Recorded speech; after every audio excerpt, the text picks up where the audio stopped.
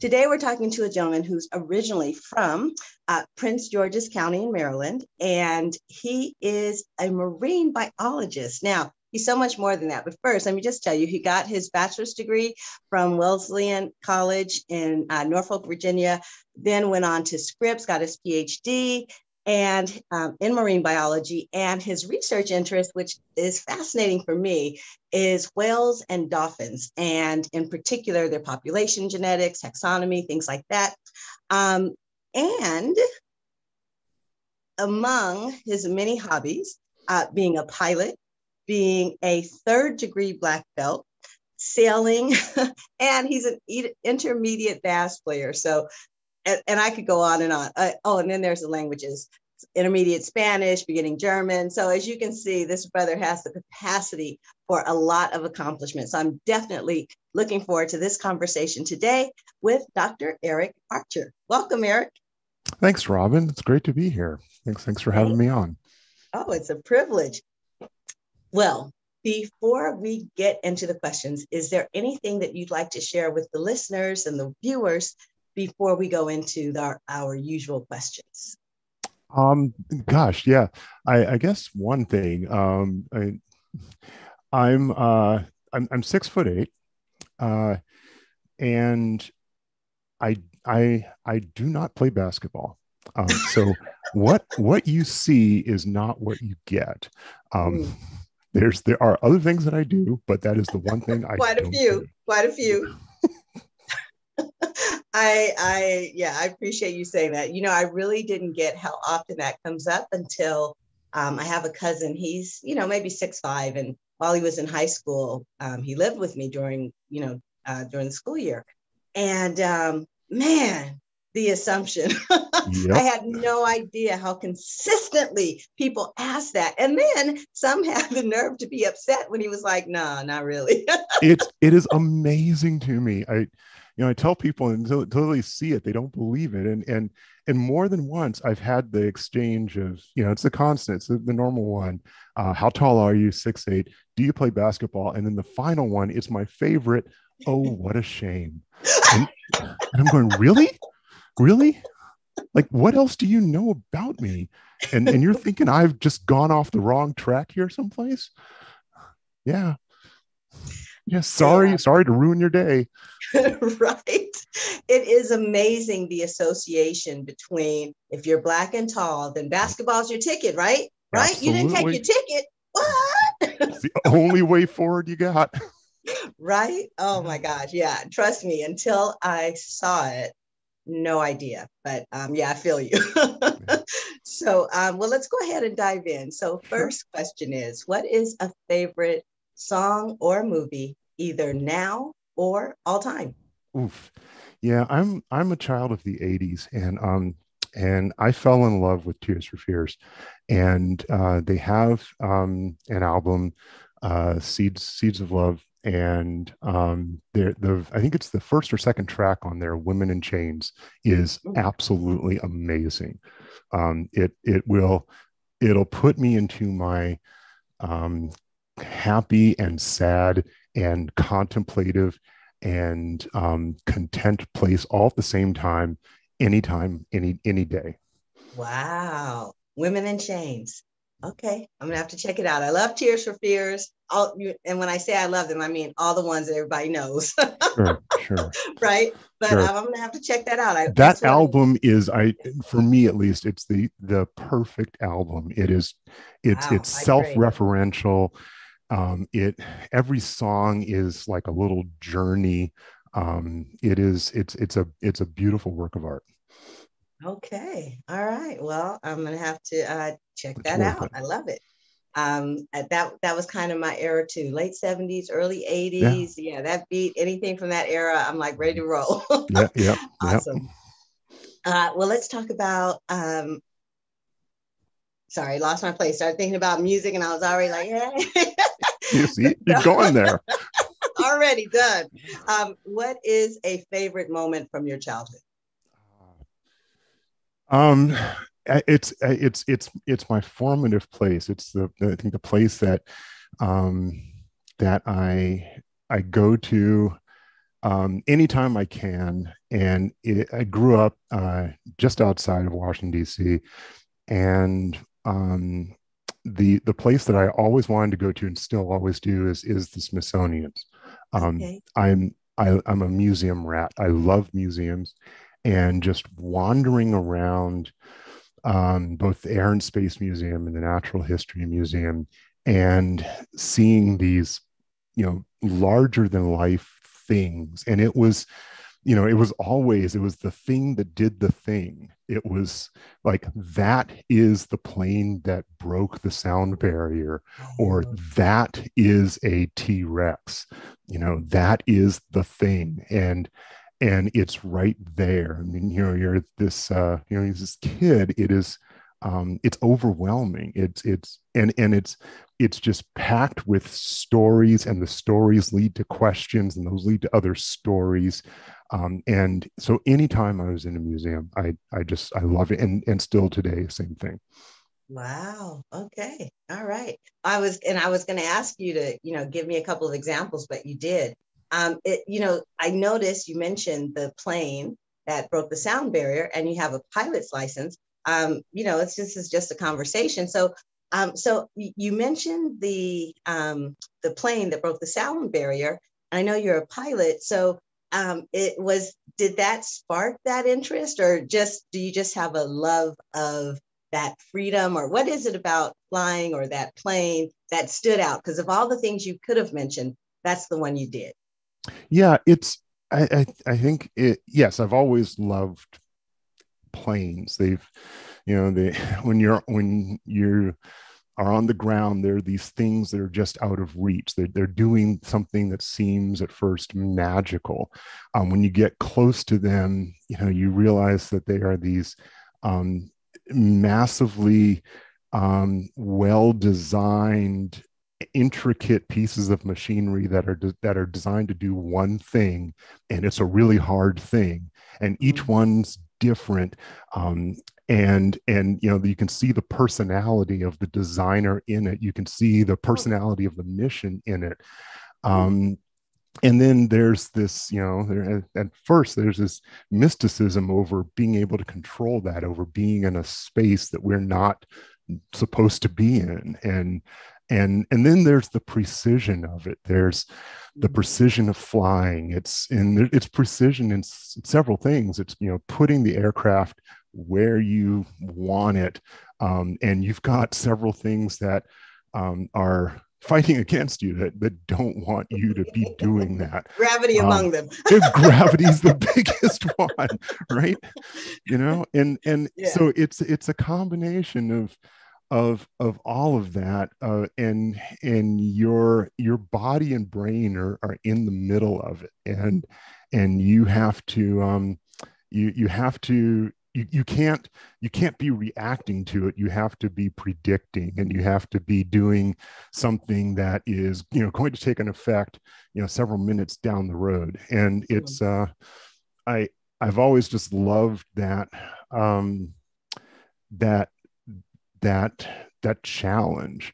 and Okay. and and I just find them, yeah, beautiful machines. Cool. Cool. I love it. I love it. One of my favorite authors is Richard Bach, more because of his Mm-hmm. metaphysics, right? Mm-hmm. But I always, my first introduction to him was Illusions, and he just Mm-hmm. kind of gets into it, but then the rest of them, I think I read everything of his. But anyway, Mm-hmm. so but even when I think about his stuff, it's almost like playful for him, when, at least as I read it. So hearing your description of it in the precision, he talks about the precision, but like hearing you Mm-hmm. describe it, it's like, oh yeah, like it's an opportunity for mastery, and your life Right. depends on it. Yeah, I get it. Yeah. Awesome. All right. So let's talk about accomplishments. And I asked this question in two parts. The first part is an accomplishment that means the most to you personally. And then the second part is the one that gets the or wow. Mm-hmm. So let's start with the first. Which accomplishment is the one of your many that for you is the most important or most significant? It's none of the ones that are on paper. Mm. I think for me, it's it's both an accomplishment and a regular struggle, of just finding peace, of of learning myself and my, place in the world, and being better today than I was yesterday, and being more comfortable, and kind of in, everything that word means, just being more at peace. And I feel like, I'm much better placed than, I was 20 years ago, 30 years ago. Mhm. And it's just another kind of mastery, and I'll be hopefully better tomorrow than I was today. Yeah. So where I am now, just as a person, I Mhm. feel is a huge accomplishment. There's a lot in that. So first of all, I just acknowledge being in perpetual pursuit of self-mastery, Hmm. right? Um, I totally get that. Is there a counterpoint um, that kind of pushed it? So like I know for myself, when I was in law school, I just, ugh, and I don't even really talk about it, but it was just like, okay, I've done all the things that you're supposed to do, and I'm Mm, not happy, right? And so mm, it pushed me to go and find those things where I'm actually, like literally, it started my personal growth journey, you could say, mm-hmm. right? So I'm wondering, is it something that was just inherent, like from a kid, you've always been in pursuit of something that even before you might have articulated as peace? Or was there some point at which it kind of spurred you into this self-mastery path? Mm. That's a good question. I've not really thought about the trajectory. Um, like I don't know if it's a common thing, but like you described, you do the things that are kind of laid out in front of you. You're not very aware of the whys, but you're just, going down this path. You're doing the next thing, and because that's the Mm-hmm. next thing. Yep. And I definitely remember that. I do always remember, or remember always sort of searching for, um, things that made sense. Like, I guess that's been a Mm-hmm. theme, is I want things to make sense. And and and for a long time, I think I looked for that outside of myself, and like I wanted the world to make sense, and I still do.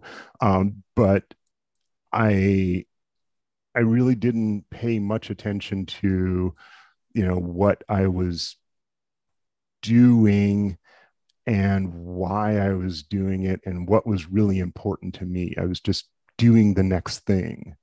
And at some point, and I think it's interesting listening to you say that, because I think I had, some point where you go, yeah, you've done so much, and you've done some, you're at a point, but things don't seem like the way you expected them to be. I'm sorry. Why is Yes. that?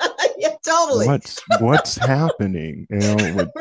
It's like I did everything. Like I'm supposed Yeah, to feel like, hey, but it's yeah, like, right. it's not hey. It feels unfair, like there's some Right. Like, injustice, what did like, I miss? yeah, like, yeah, exactly. But and yeah, and and it's a and I think at beautiful that thing. point, Yeah.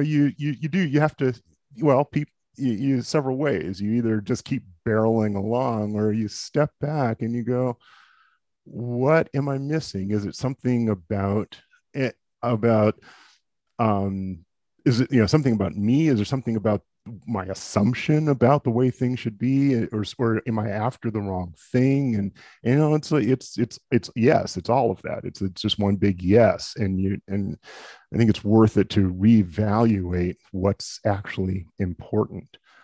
And yeah, went through this similar kind of experience. It's interesting hearing you say that, because yeah, Yeah. I same thing. Yeah. No, I as I was listening, I was like, okay, anyway. And that's why I love these conversations, because like now other things are clicking, but I'll just let them click around in the background.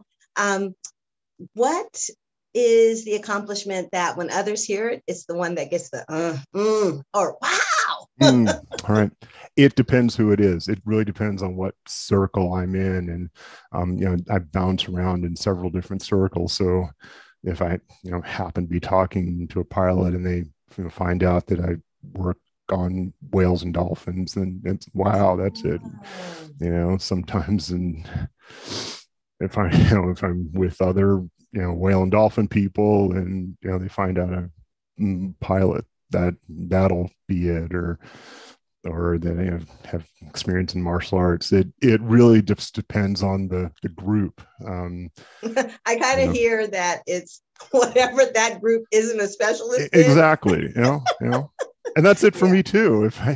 I'm most interested in people that can bring something new and insight to me, and so it's the thing. I have no experience, and when I meet people that are, I love watching people that have mastery over their craft do their thing.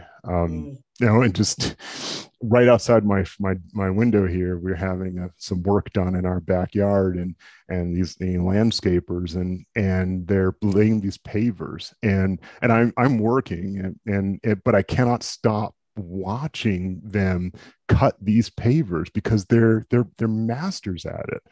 And the precision that they use and the way they solve these problems, and it's fascinating to me. I get it. I totally get it. Yeah. And I think all of us are familiar with that one area. Like, I have a friend who just loves musicians, and, he doesn't play an instrument. And so it's like, oh, did you see how right. But I also get what you're saying, which is mastery itself, which I'm kind of hearing a theme here. But anyway, so, well, let's talk about words. What is a favorite quote, saying, metaphor, or book? I don't think of it consciously often, and I love words. I love writers that and authors, speakers that really have a good mastery of the language. But I think my favorite quote is it's from the Tao Te Ching, the Lao Tzu's, the Tao Te Ching, and I don't remember the quote verbatim, but it's about the living life as if you are water, and points out how water, although it's soft, when it counters obstacles, it flows around them. But water also has tremendous pressure, and over time can wear down those obstacles. And yet, even again, at the same time, as water encounters these obstacles and goes around them and wears them down, it changes, because it absorbs the things that it wears down. So that interaction changes that water, and those particles will help it air quotes later on wear down and deal with other things. So the water that started at the top is not at all like the water at the bottom. It is changed as part of its journey, but it hasn't really tried to change. It's just been itself and moved through its river. It does not try to do anything, but go its sort of natural course.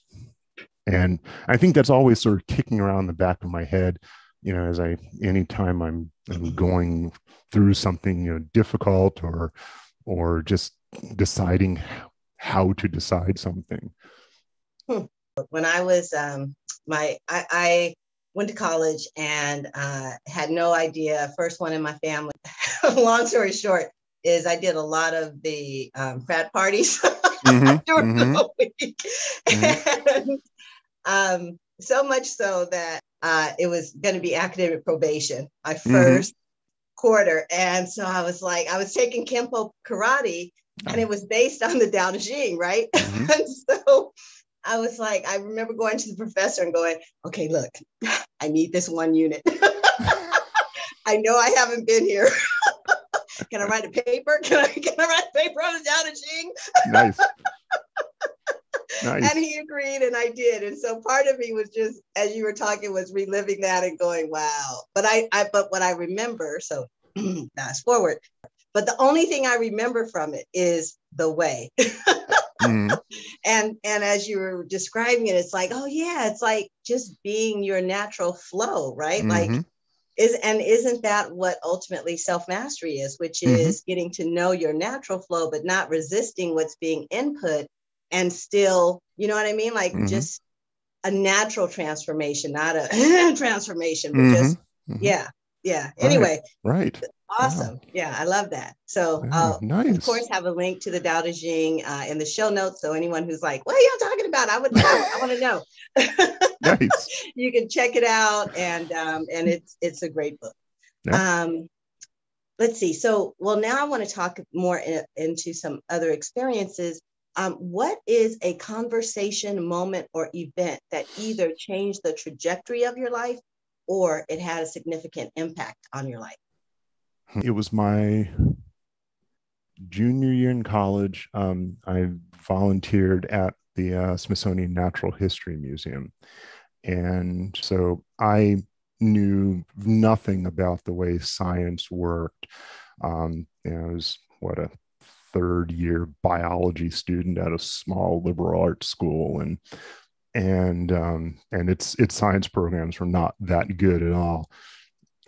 But the people that it was just a summer program, and I was just helping out in the lab, help prepare specimens.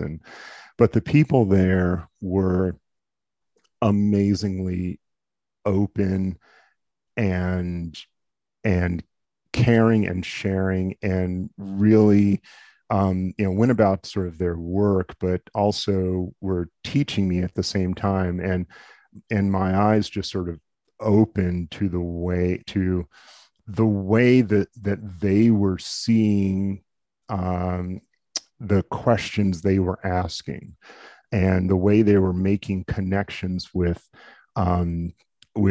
other things that they were studying, and being able to do that at a place like the Smithsonian is I feel very lucky to have had that experience, and for other reasons, it was clearly sort of influential in the trajectory of both my life and my career. Had you known that you were interested in going into research prior to that? Yes, I did, but in all honesty, I really didn't know what that meant. I knew that I liked science, and I knew that I liked, large mammals and whales and dolphins, but I had no idea what that work was, or what. I was a child. I really had no clue what it meant. And it took me, a while to really learn and sort of play catch up. But I was always just interested in these animals, these things that live these entirely different lives, and had experiences that we could not possibly imagine. Lived in a world that we could only touch every so often for very short periods of time, I just wanted to know more about them, and it really didn't go much deeper than that. Okay, got it. Were you in marine sciences or just more biology in The general? the group I was with was responsible for maintaining the marine mammal collection there. So they collect specimens from whales, dolphins, seals, sea lions. And what I was helping with was when those animals strand and die, they will go collect those specimens, store them, and prepare them for inclusion into the museum. But they don't have the staff to do that kind of on a regular basis. So they would have to put the carcasses in freezers and then go through and process the carcasses. And so I was just helping with that processing. Essentially, you're sort of cleaning off the animal and the flesh and taking measurements. So you're taking measurements of the outside of the animal, weighing parts, and then preparing parts, the skeleton primarily, for inclusion into the collection. I appreciate you sharing that. That's cool. Well, let's talk about what is a moment or event that in some way signifies or highlights your experience as a Black man in the United States? I've had several. But I think I will go back to the regular, I use the term loosely, conversation I have about me playing basketball. I think, because that's a recurring thing. Even now, it still happens. And I think it says a lot that it's happened wherever I go. And it says obviously a lot about the people who are asking it. Because it in the context is that, there's not, they don't ask the question, hey, are you a marine biologist? Right? Right. I got you. That never, ever comes up. And as you said, that's sort of in their heads. This fits a stereotype, and I think they're just looking for confirmation of that, just that their view of the world is all good, and we can laugh about that and go on. But I think it gets at what you're trying to do with this podcast is that no, you really you really need to broaden that view and say, no, every tall Black man I see could be something else. And to me, the fact that that's a common thing, I think says a lot about the way Black men are viewed in the States, where we're sort of pigeonholed into several neat little categories. Yeah, it's like you are your body, which I don't want to get all like super anthropologically, historically, whatever, but it's like vestiges of slavery, that who you are is your body, your worth is in your body versus in your brain. And that is, it feels to me like that's in the background. Like, what are you good for? Well, look, you're so tall. So, aren't you going to use your body for that versus, being curious? What do you use your brain for? What do you do with your brain? Wow. So anyway. Yeah. And that as you're saying that, I realized there's also a flip side to that. Like, if for any reason the conversation moves, or even if it's not that same conversation, you can have sort of a different conversation. So, hey, good to meet you. What do you do? And I study whales. The wow, really, right? If you think about it, right? It's just the other side of that. Yeah, I do. That is unexpected. And why is that? I totally get it. Yeah. Right? I don't need you to be saying wow that loud. Right. Oh, I've been there, had that happen. Yeah. I don't even remember what it was, but I remember being in a workshop with some people. And it wasn't even to me, because I got to say, Black, white, whatever, I'm like, a marine biologist. Oh my God, that's so cool. But but for me, like, all I did was I said that I teach government and economics. You teach government and economics? Wow. With a little extra hit on that you. Yeah. I'm Right? like, dude, Yeah. it's Yeah. high school. What were you expecting? I can only teach second grade? Right. Right. Anyway, Yeah. that Yeah. so stood out for me. Like, seriously, we're doing that. Yeah. Seriously. Anyway, yeah, it's funny. Well, let's talk about, and again, one of the reasons for the podcast is also because, I know that brothers of all backgrounds, life experiences, education levels have had different experiences with law enforcement. And while this is not about, tell me your horrible experience, I am interested in any experiences that stand out that you can share about your interactions with law enforcement. Yeah, I've several, and as you said, it actually runs a whole spectrum, and both as a martial arts student and as an instructor have had been in classes with police officers, law enforcement officers, and trained law enforcement officers in these classes, and they've been a variety of them, and that's really, I guess, the place that I've had the most sort of personal interactions with them.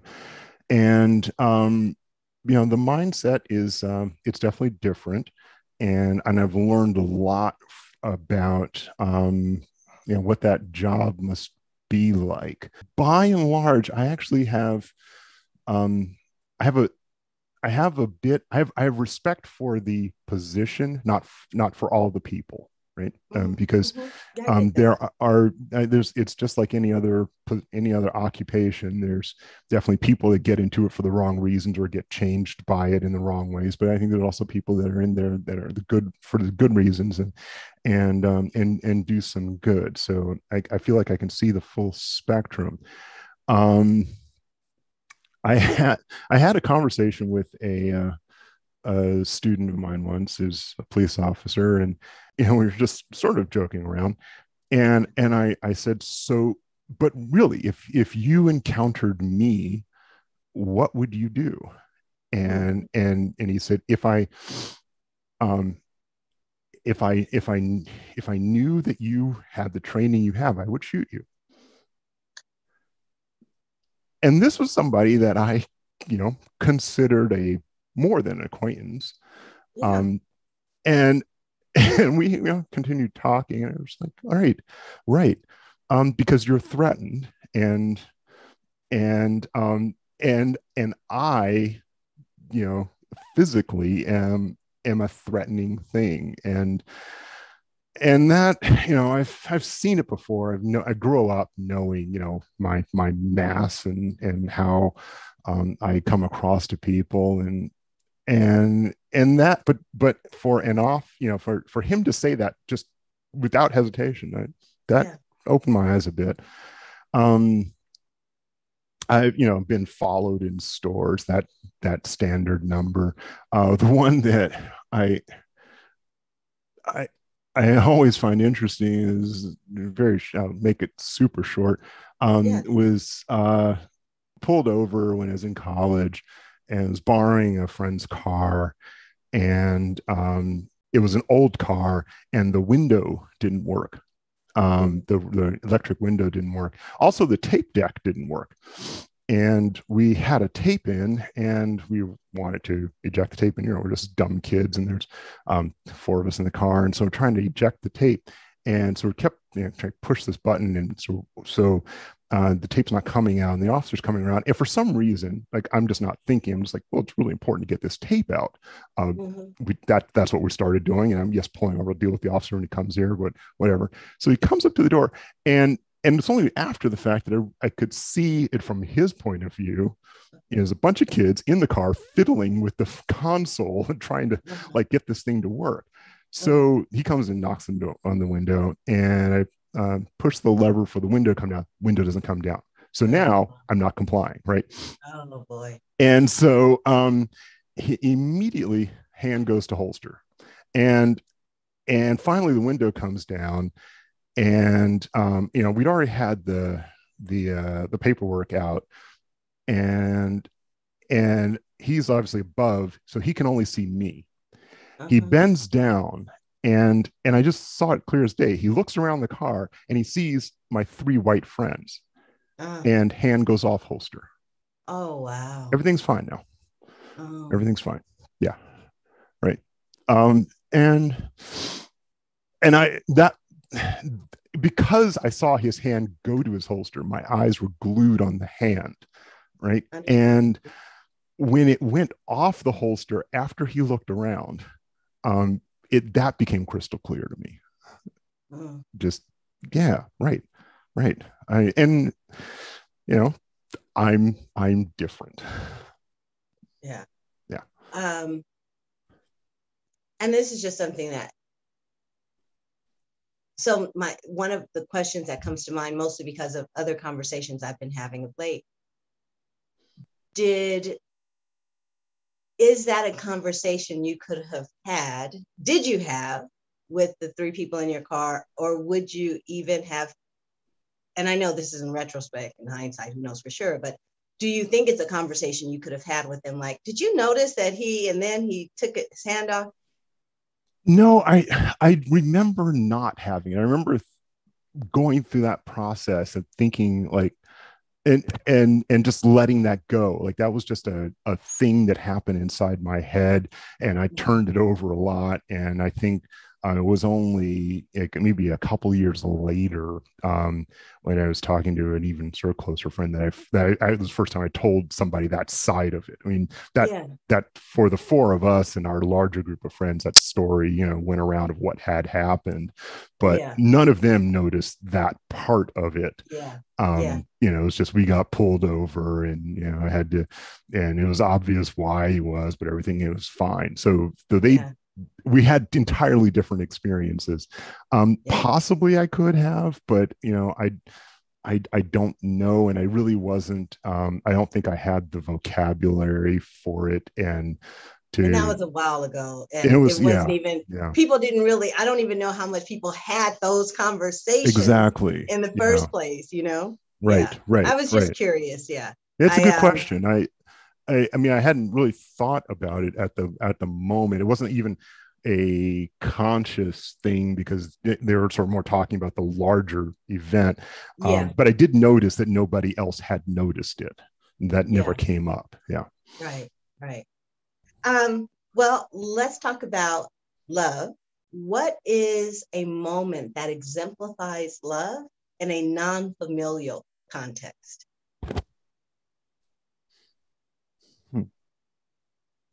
Wow, that is a tough one. I think, okay, this might not be the best answer, but it's what comes to me. I think there. Okay. I'll run with this. Yeah, you're good. It was a mentor, and it was love for precision. It was love for sort of the art of science, and it was interactions over a project, and watching this mentor sort of think through the project and having these back and forth to get the science right. Like there was an easy way to do it. There's an easy way to go about this analysis, and there was a true appreciation of sort of completeness, to not take that way, but to really think through the entire thing and to go a slightly harder way.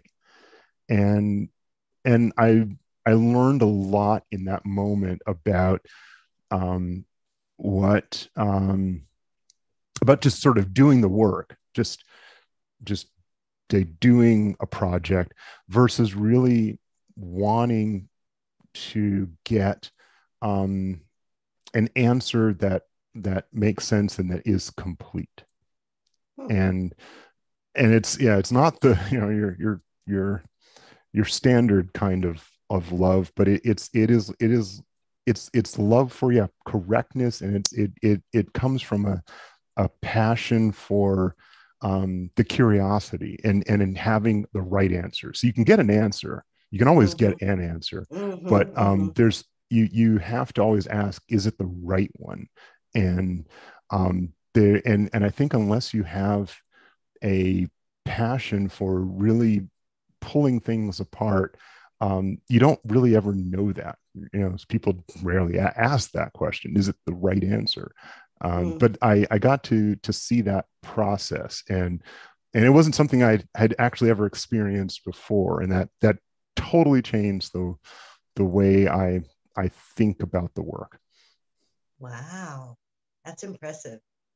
Um, One of the things that stayed in the back of my mind as you were talking was how you described planes, Mm, and all the things that all the component parts and what they're designed to do. And you even said, which I had never considered, that you can see a bit of the designer of that, right? In mm-hmm, how it's done and a signature. And so what stands out about this mentor that you're describing is kind of, in shorthand, I could say his signature, mm-hmm, right? Or a mm-hmm, gift that he has. mm-hmm, Um, but I also hear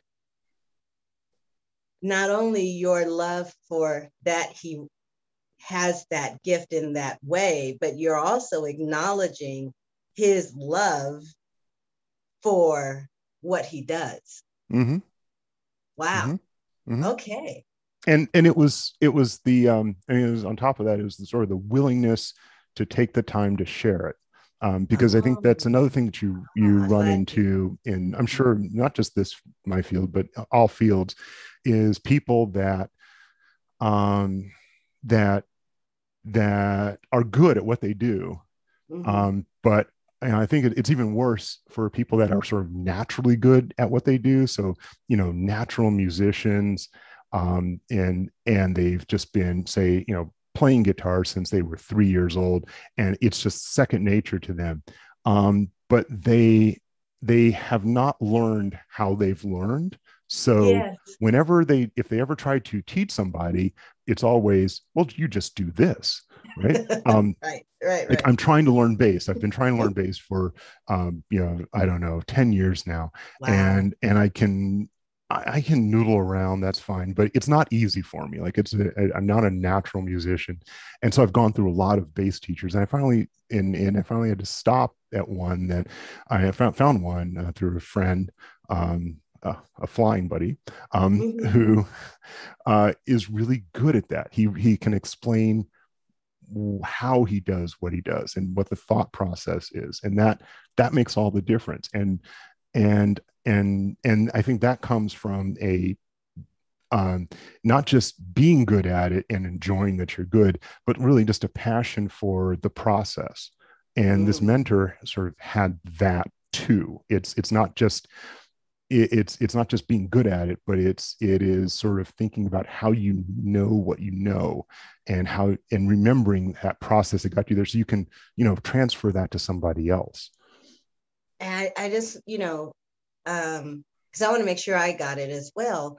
And so it's also then his, uh, are you also then describing his being fully present Yeah, to the sharing of it with the intention to mentor in you that same yeah, capacity? yeah, I like that. Okay. It's the intentionality of it. Yeah, Yeah, yeah. that's awesome. You're actually reminding me of there's plenty of things about teaching. Well, okay, there's one thing about teaching I don't love. I don't love grading. I've never, it's just not my thing. I'll put it off until I absolutely have to. But everything else about it, I love. But one of the things that's the hardest to do, well, I don't know about the hardest, but it's the part where it's the most fun, is having to ask a question in just the right way that the kid can't just give you an answer that required no thought, right? Like, and I'm sure you also teach, yes? Right. Yes, I do. Yes. And so, coming up with a question so that you actually you have to challenge them to be to find the answer, but you can't make it so hard that they give up. But it's fun. Yeah, that is an amazing skill, and I'm so happy you sort of recognize that, because you're putting yourself, your head in their head. You have to see, what is it that they know, what is it that they absolutely have no idea about, they don't know, but what is it that they how are they thinking right at this moment? Like, how do I shift those tracks to move them over? Like, what are they sort of going along with now? And it is it's a process, and you're absolutely right. There's a lot of reward in getting that question right. I mean, as much pain as there is in getting it wrong. You get it wrong. Yeah. You get those blank that's faces. The worst. Maybe that's partly why I don't like grading, because then you find out what you did right and what you did wrong. Like, you're looking at me like, oh God, they all got this right. But when they got it right, it's not because they understood it, because the next question is crazy. I got no idea where they were going. Yeah. Right. Yeah, I love the relatedness. Yeah, and it's kind of fun for me, because I only really have conversations with other, K-12 and high school people. So to hear that even at the collegiate level, it's a similar thing, it's kind of fun for me. That's awesome. Absolutely. Yeah. Well, this isn't related, but just one more question. Yeah. So, as a marine biologist, like, first of all, you've kind of touched on how you got there, but I do really want to know, because I got to tell you, I was just so excited because, for those of you who are thinking, man, I wish she'd interview someone. Like, I'm always looking for guests, and, people who personally recommend other people is ideal. But other times I'm looking for a variety of brothers, right? And so I don't even remember the Google search I went down that had me discover you. And I was like, marine biologist, what? I didn't even know that was a job. And then when I read your special, I was like, whales, what? Because I love whales. I mean, I have a thing about them. I think they're, in my mind, it's totally fantasy, and I'm okay with that. But I fantasize that they are the caretakers of the planet, and like, we don't interact with them, and they're like, yeah, we see you humans and what y'all doing, but y'all don't even know, y'all just some newbies. We're down here swimming, doing stuff that you don't even understand. That's how I view them. And so when I saw that, I was just like, oh my God, I got to interview this guy. I gotta. So which brings me to, so how did you become a marine biologist and specialize in that? Yeah, I mean, that was the sort of I'd always wanted to. It's like I said, I'd sort of bounced around museums, but the two I went to were air and space and natural history, and in natural history they used to have this. They still do. They have like this hall of oceans, but the old form of it had one wall that had silhouettes of all the different species of dolphins and whales, and then sticking out of that wall was a life-size model of a blue whale, kind of suspended.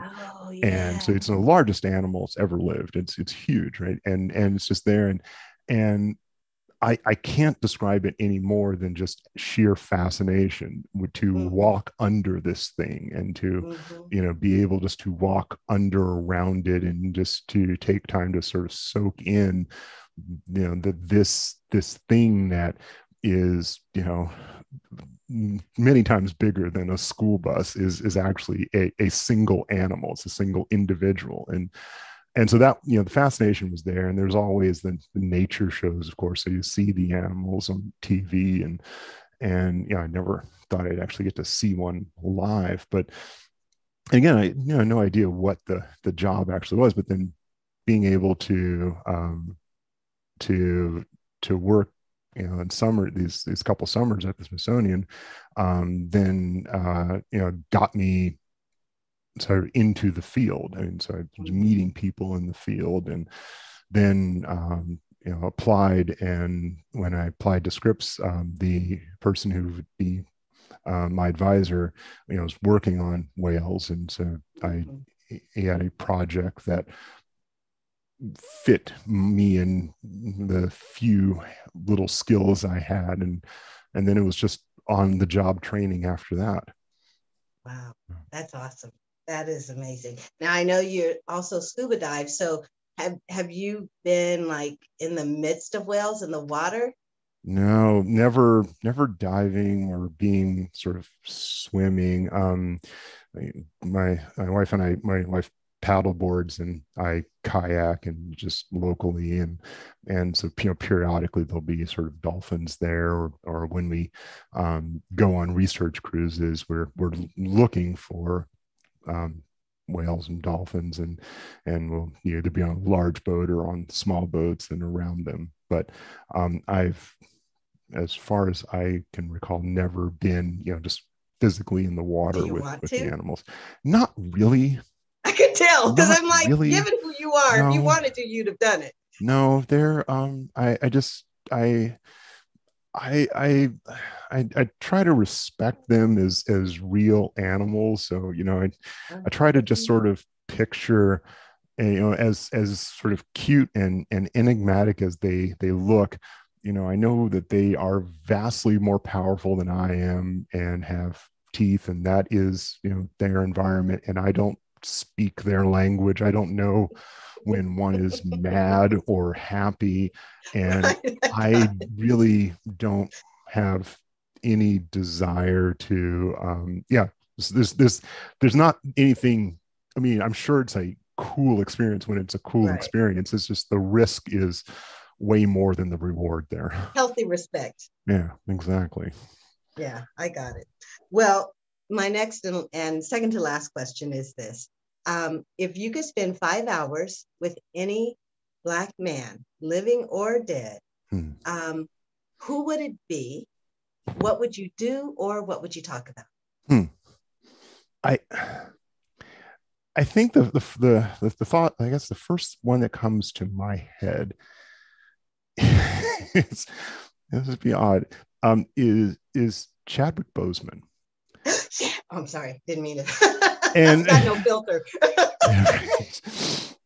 And the reason is because he so ably embodied so many different but very important, influential people, that his mind had to have, I think, gotten as close as another person could get into their heads. But then and so I think I wonder how that shaped his I don't know, views on the Black experience. Essentially, he got the ability to see the Black experience through many different eyes.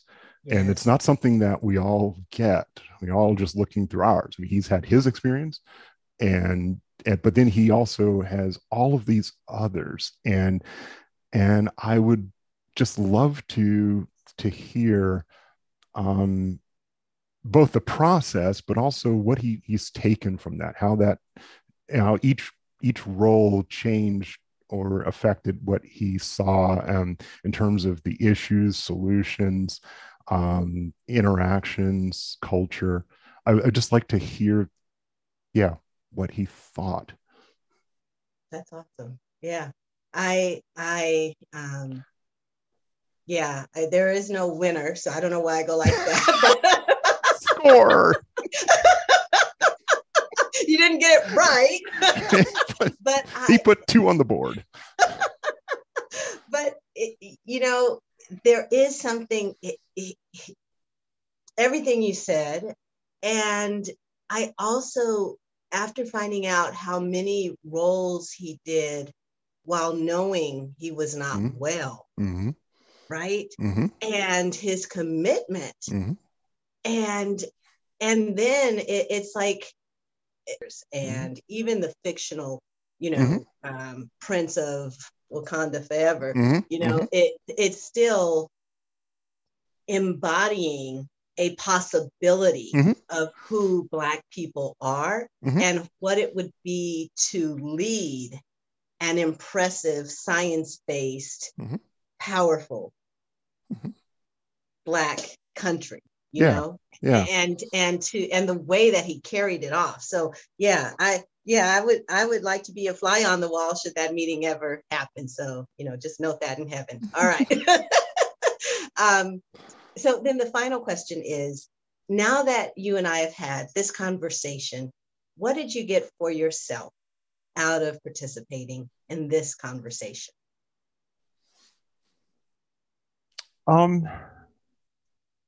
I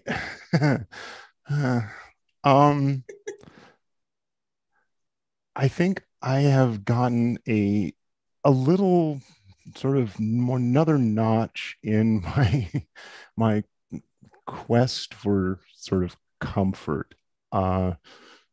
So yeah, please take back up just to try to make this short. So I grew up in suburban Maryland and went to a predominantly white school. It was actually at the same school from I don't know, age 6 through graduation, and it was a small brethren school, and kind of grew and as I was going through it. And for a vast majority of the time, I was either the only Black kid or one of, a few. And I felt very much, and it was just very obvious, I was very much an outsider there.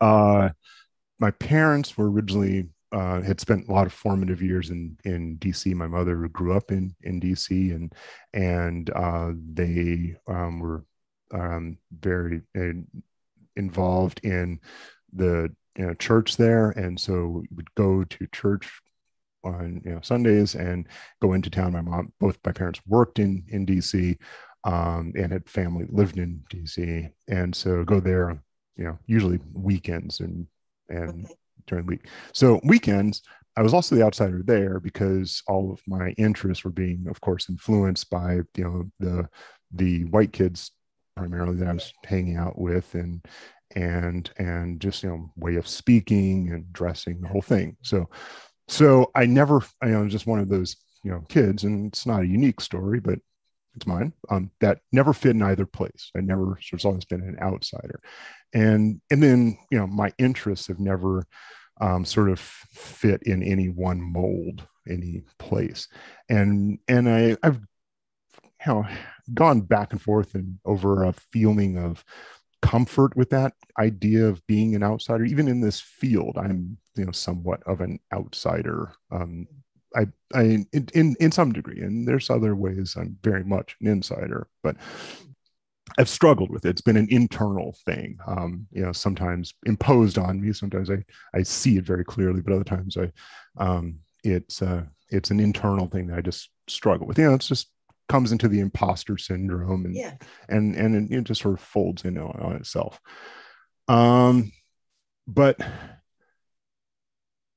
it's been in multiple cultures. So although I know I have lived a Black experience, I always feel hesitant if I'm asked to or discussing or part of talking about the Black experience.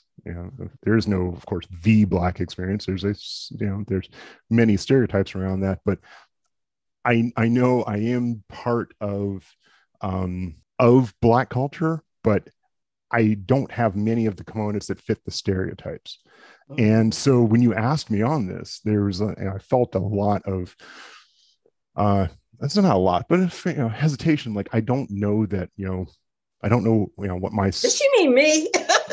exactly. Yeah. That's right. It's that because, and I have listened to your other podcasts, and I, feel, I don't know that I'm I fit that mold, right? And Yeah. it's just that, that repeat of, I don't know that I'm what you want.